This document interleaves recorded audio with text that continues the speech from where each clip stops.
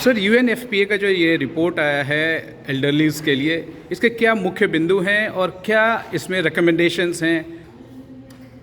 देखिए, ये जो हमने रिपोर्ट निकाली है अभी, इसमें इस रिपोर्ट का टाइटल अगर आप देखें तो उसका है institutional response to the aged care. हम किस तरह से अपने बुजुर्गों की देखभाल कर रहे हैं और इंस्टीट्यूशनल रिस्पॉन्स क्या है।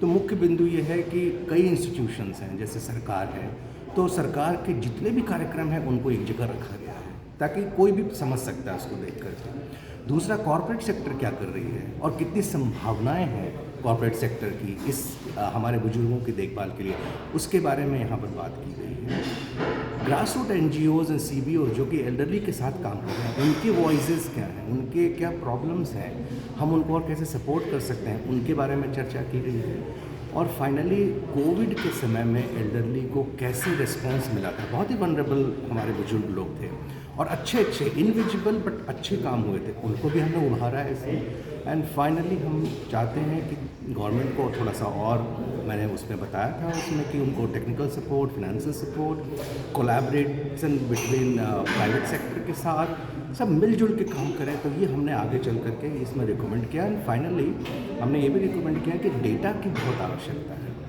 तो डेटा हमारे बहुत पुराने हो गए हैं, तो हमें किस तरह से इनोवेटिव में रियल टाइम डेटा कलेक्ट करें ताकि बुजुर्गों के लिए प्रोग्राम, पॉलिसीज, उनकी केयर हम कर सकें। तो सर इस रिपोर्ट में एक ये भी बात आई कि एल्डरली केयर में 1-to-1 केयर उतना ही इम्पॉर्टेंट है। 550 ओल्ड एज होम है, उनका रखरखाव और उनका क्वालिटी डिलीवरेबल्स हमेशा एक चैलेंज भी है और क्वेश्चन मार्क भी कभी कभी रेज होती है। देखिए, आपने बिल्कुल ठीक कहा। और अगर हम अपने कल्चर की बात करें तो एक थोड़ा स्टिग्मा होता है कि हम क्यों किसी एजेड पर्सन या अपने माता पिता को ओल्ड एज होम में रखें। लेकिन कुछ लोग हैं जिनको रहना पड़ेगा। बट आई थिंक जो सॉल्यूशन हमारे पास है, हमारी यंग जनरेशन है, फैमिली केयर, जो मैंने इंटर जनरेशनल बॉन्ड के बारे में किया था, अगर हम अपने माता पिता का ख्याल नहीं रखेंगे तो कौन रखेगा? सरकार, दूसरी संस्थाएं तो थोड़ी सपोर्ट करेंगे, लेकिन प्राइमरी रिस्पॉन्सिबिलिटी हमारी है, मोरल रिस्पॉन्सिबिलिटी हमारी है। तो आने वाले समय में मुझे क्या लगता है कि बच्चे भी बाहर जाते हैं, उनकी भी मजबूरी है, वो कमा रहे हैं, मोबिलिटी बहुत ज़्यादा है, माइग्रेशन है।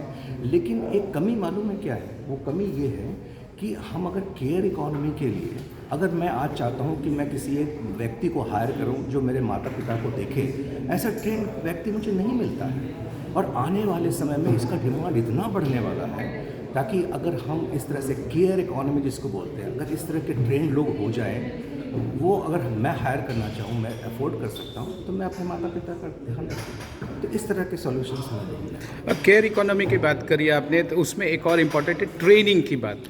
वो बहुत ज़्यादा इम्पॉर्टेंट है क्योंकि हिंदुस्तान में केयर इकोनॉमी तो इम्पॉर्टेंट है इकोनॉमी के वाइबिलिटी के लिए और सस्टेनेबिलिटी के लिए, but at the same time trend professionals नहीं है जो हम वेस्टर्न यूरोप में या नॉर्थ अमेरिका में हम देखते हैं अक्सर। बिल्कुल सही कहा आपने। और केयर इकोनॉमी की जो मैं बात कर रहा हूँ तो उसमें अलग अलग स्टेयर के लिए कुछ नर्सिंग ट्रेन्स होने चाहिए जो कि घर पर एजेड पर्सन की देखभाल कर रहे हैं, जो बीमार हैं, जो बिल्कुल ठीक हैं, उनको दूसरे तरह की केयर चाहिए, तो एक ग्रेडिंग होना चाहिए उसमें। और NISD जो सरकार की एक संस्था है, वो काफ़ी इस पर काम कर रही है। बट मुझे लगता है कि और भी कई स्टेक होल्डर्स को आगे आ कर के इस तरह से ट्रेंड केयर, ये सब सप्लाई और डिमांड का दोनों का प्रॉब्लम है, तो एक तरह से ट्रेंड पीपल होने चाहिए। दूसरी तरफ से किस तरह से डिमांड ऑल्सो क्रिएट किया जाए ताकि इनके ट्रेंड लोगों को अच्छी तरह से और डिग्निफाइड वे में जॉब मिल सके। ये वर्तमान सरकार एल्डरलीज़ के लिए कई पॉइंट्स और कई पॉलिसीज़ लेके आई है, क्या वो सफिशिएंट है? There is always a demand supply की इशू हमेशा रहेगी, बट क्या एक राइट डायरेक्शन में ये एफर्ट्स हैं जो प्रधानमंत्री कहते हैं कि एल्डरली केयर इज़ इम्पॉर्टेंट? कुछ कानून में भी वो प्रावधान लाए गए? देखिए, मेरे ख्याल से अगर आप पिछले कुछ सालों का इतिहास देखें तो कई तरह के प्रोग्राम स्टार्ट किए हैं गवर्नमेंट ने, और उसके लिए जो सीनियर सिटीज़न वेलफेयर फंड बना है, तो मेरे ख्याल से सरकार की तरफ से पैसे की कमी नहीं है और प्रोग्राम भी काफ़ी चल रहे हैं। बट आई थिंक इस समय हमें मुड़ के एक बार देखना चाहिए कि ये प्रोग्राम की रीच कितना हो रहा है, क्या एल्डरली उसको जुड़ पा रहे हैं, ये प्रोग्राम इफेक्टिव है। तो सब मिल के अगर हम इसको देखें और किस तरह से इसकी रीच को और बढ़ाएं। प्रोग्राम्स तो बहुत सारे हैं, इवन हेल्पलाइन की बात करें, लेकिन क्या लोगों को पता है हेल्पलाइन है, मुझे सपोर्ट चाहिए तो मैं हेल्पलाइन का यूज़ कर सकता हूँ या कर सकते हैं?